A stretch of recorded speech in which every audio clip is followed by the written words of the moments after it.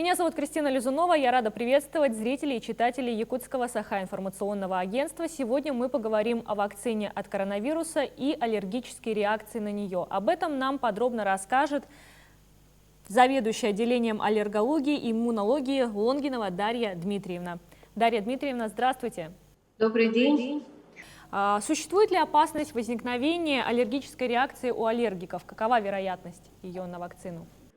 С начала вакцинации не зарегистрировано большое количество или другое количество аллергических и иных реакций на прививки против ковид. То есть они все происходят в рамках побочных, описанных побочных реакций на прививки и не превышают пороговые значения.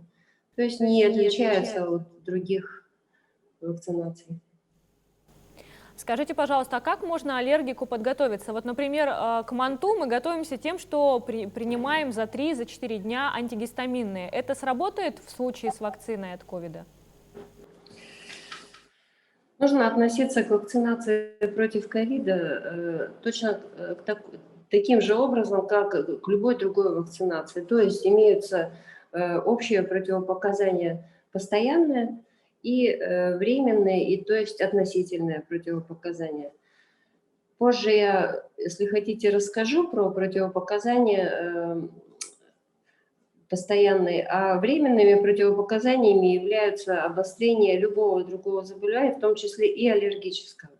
Поэтому рекомендуется людям, у которых имеется так называемая аллергическая история в анамнезе, принимать за 3 дня препараты антигистаминные, которые они привыкли принимать, после вакцинации при наличии каких-то симптомов. Это обязательно для аллергиков. В течение какого времени может проявиться реакция аллергическая? Реакция может проявиться... Мы не будем здесь говорить про именно аллергическую реакцию. Любого рода реакция может проявиться от 15-20 минут до 24 часов и более. Я все-таки остановлюсь на противопоказаниях абсолютных для вакцинации против ковид. В первую очередь это лекарственная гиперчувствительность, не только к препаратам, к вакцинам, к сывороткам, но и к любым лекарственным препаратам, если они тем более заканчивались тяжелыми реакциями в виде анафилактического шока. Это абсолютное противопоказание для вакцинации. Поэтому мы не говорим даже о подготовке, к вакцинации таких людей. Кроме этого, абсолютное противопоказание для вакцинации – это такие заболевания инфекционные, тяжелые, как туберкулез, ВИЧ, гепатит. Дальше постковидное состояние. Это не постковидный синдром, а состояние, то есть наличие антител к ковиду тоже является противопоказанием к вакцинации. И сейчас добавлено еще одно противопоказание конкретно, и очень сильно на него нужно обращать внимание, это наличие аутоиммунных заболеваний. Все это выясняет ваш врач-терапевт на приеме перед вакцинацией, который обязательно проводится каждому человеку, который собирается вакцинироваться. А вот у меня еще один вопрос родился, исходя из вашего рассказа. Скажите, пожалуйста, а нужно ли сдавать анализы перед тем, как ставить вакцинацию, вот когда собирают анамнез? Или это вот именно для тех людей, у которых есть какие-то все-таки противопоказания?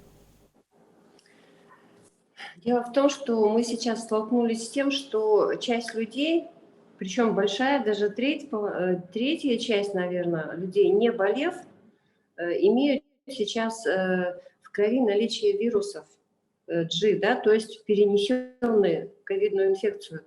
О чем это говорит? О том, что многие люди даже не подозревали, что они перенесли ковидную инфекцию. Поэтому стоит, хотя в алгоритме вакцинации, разработанные Министерством здравоохранения Российской Федерации, там звучит, что не обязательно проводить изучение антител, количество антител в крови. Я думаю, что это нужно сделать обязательно накануне вакцинации. Обязательно. Почему? То, что вопрос о вакцинации людей, которые перенесли ковид, еще не изучен. Специально таким людям никогда еще вакцина это не вводилась за эти месяцы.